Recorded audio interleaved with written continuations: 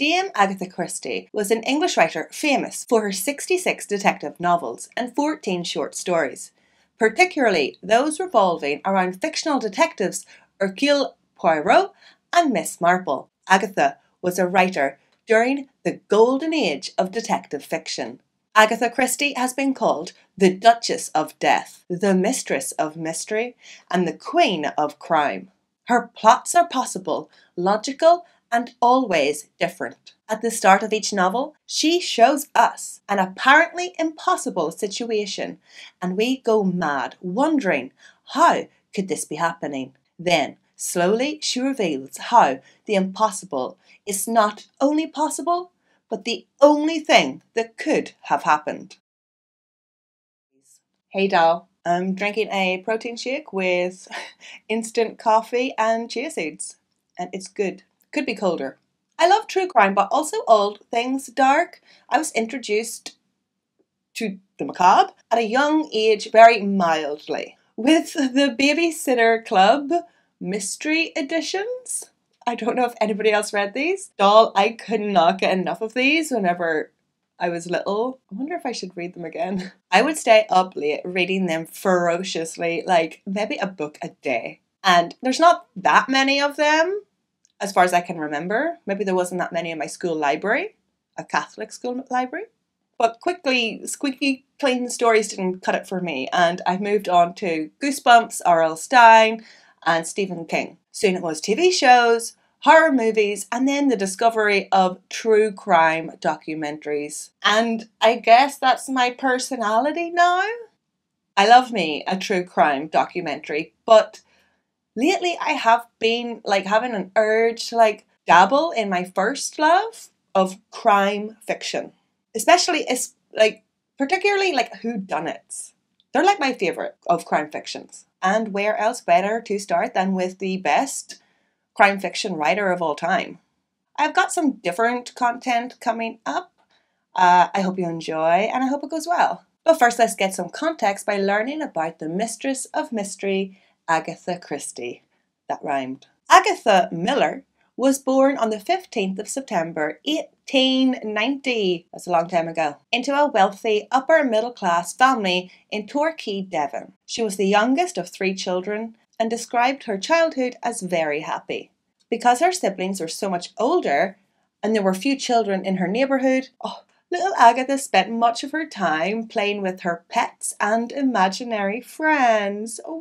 According to Agatha, her mother believed she should not learn to read until she was 8. But thanks to Agatha's persistence and curiosity, she was reading by the tender age of 4. This was also thanks to a very committed and hands-on approach to homeschooling from her older sister and mother. In 1901, when Agatha was only 11, her father died. Later, she said that her father's death marked the end of her childhood. How sad to have your father taken from you at such a young age. Over the next few years, Agatha attended different boarding schools and vocational arts training schools, but she found it very hard to adjust to these disciplined environments. And remember, this is when schools used to cane, strike children. It's crazy. After completing her education, Agatha returned to England and found that her mother was sick, so they decided to spend winter in the warmer climate of Egypt, then a regular tourist destination for wealthy Britons. For 3 months they stayed at the Gizra Palace Hotel in Cairo and visited the Great Pyramid of Giza. Travel was defining in Agatha's life and writing. Honestly, I don't think anybody travelled as much as she did, as we're going to find out. After Egypt, she returned to Britain, where she continued her social activities, writing and performing in amateur plays and theatre. Then, at age 18, a budding author emerged in Agatha, and she began writing short stories. Magazines rejected all her early submissions made under pseudonyms. Some of these short stories were later revised and published under her real name, but often with new titles. Agatha was persistent on becoming an author. She began work on her first novel, Snow Upon the Desert. She set the book in Cairo, drawing upon her recent visit there with her mother.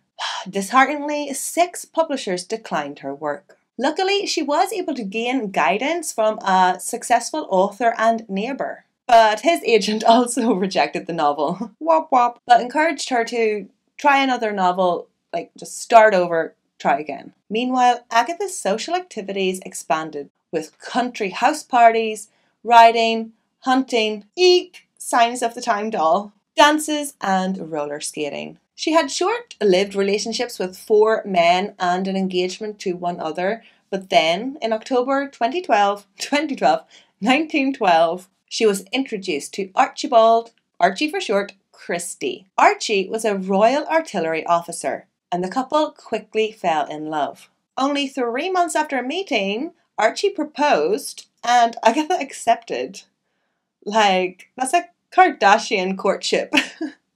With the outbreak of World War I in August 1914, Archie was to be deployed to France. Archie, 25, and Agatha, 24, married on Christmas Eve 1914. Agatha also involved herself in the war effort as a member of the Voluntary Aid Detachment of the British Red Cross. This led her down like a side career path, as a few years later she worked as a dispenser and qualified as an apothecary assistant, but she still had a strong calling to her true love, detective novels. Agatha had been a long fan of detective novels, having enjoyed Wilkie Collins and Sir Arthur Conan Doyle.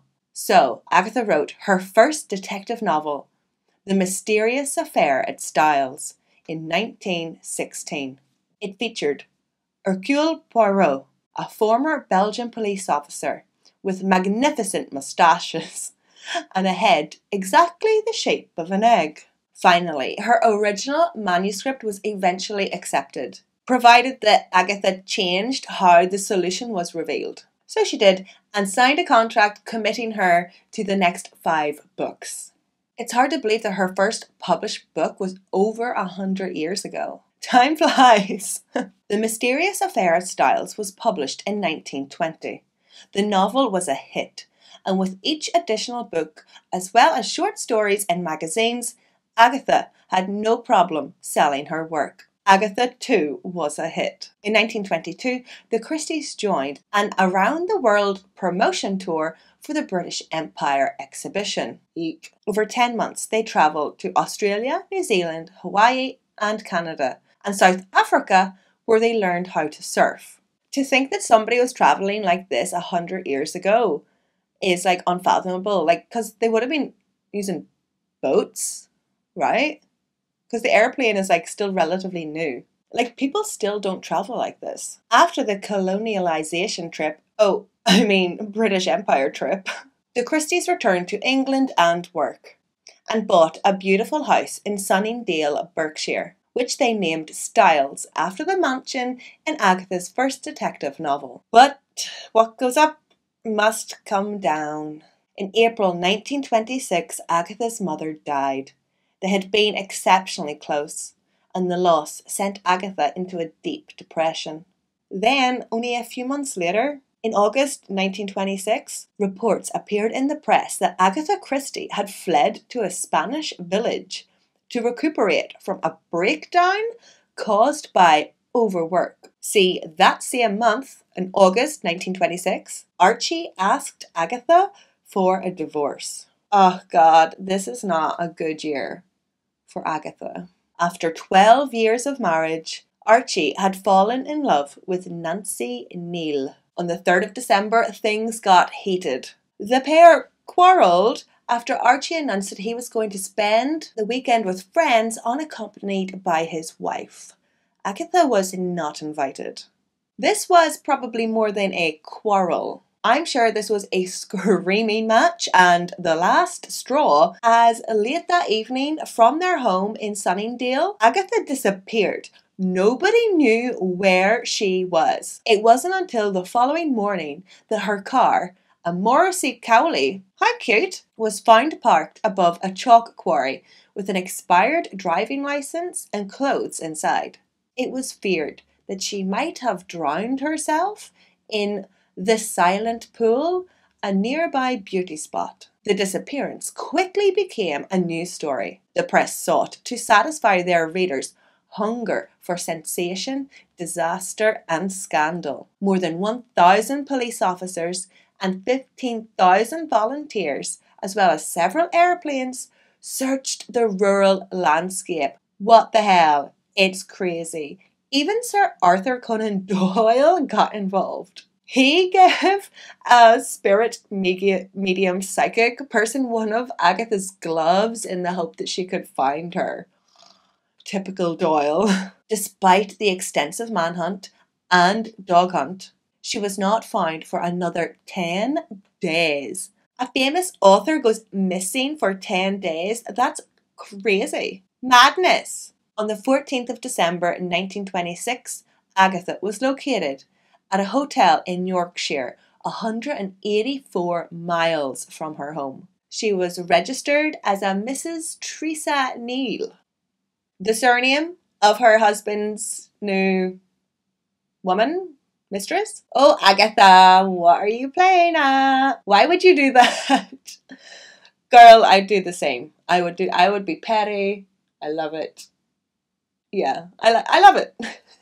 The day after her discovery, Agatha left for her sister's house, where she was completely isolated in a guarded hall with the gates locked, telephone cut off, and all callers were turned away. Oddly, Agatha Christie's biography makes absolutely no reference to her abrupt, mysterious, and unsolved disappearance. Opinion remains divided over the reason for her disappearance. 2 doctors diagnosed her with an unquestionable, genuine loss of memory. Some, including her biographer, believe that she disappeared during a fugue state. Similarly, there is the theory that Agatha disappeared during a nervous breakdown, conscious of her actions but not emotionally in control. Another theory is that Agatha planned the whole event on purpose to embarrass her husband and his girlfriend, but did not anticipate the resulting media pandemonium. But you're a famous mystery author and you disappear mysteriously. The public reaction at the time was largely negative, supposing the whole thing was either a publicity stunt or an attempt to frame her husband for murder. In January 1928, Agatha contemplated her marriage for 3 months in the Canary Islands. Must be nice. Well, not the contemplate your marriage thing. Then, in October 1928, Archie and Agatha were divorced. Archie married Nancy Neal only a week later. Agatha retained custody of their daughter Rosalind and kept the Christie surname for her writing. In the same year, travelling as always, Agatha left England and took the Orient Express to Istanbul and then to Baghdad. While on an archaeologist dig in Iraq, she met Max Malloman, 13 years her junior. Oh, hey! It didn't stop Agatha, though. They wed 2 years later. So she was like 40 and he was like 27. It's quite a gap. It's kind of big, but BFD, it's legal.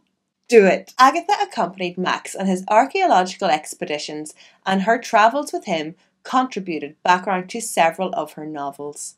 In 1934, they bought Winterbrook House, their main residence for the rest of their lives, and the place where Agatha did much of her writing. During World War II, Agatha worked at the pharmacy at University College Hospital, London, where she updated her knowledge of poisons. Her later novel, The Pale Horse, was based on a suggestion from the chief pharmacist. Decades later, in 1977, a thallium poisoning case was solved by British medical personnel who had actually read Agatha Christie's book, The Pale Horse, and recognised the symptoms described in the book. So she kind of helped solve a murder. How wild is that?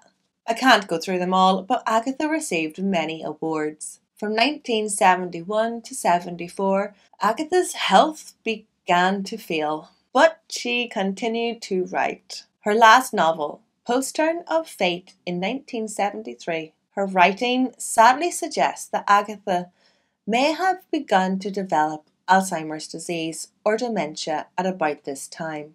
Agatha died from natural causes in 1976, aged 85. She had a peaceful death at home in her Winterbrook house. Upon her death, 2 West End theatres playing her plays dimmed their lights outside in her honour. And that was a brief telling of Agatha Christie's life. I would love to do a deep dive on her disappearance. It is quite drama. Like I said earlier, I am interested in reading some of her books. Maybe you could join me. Slán!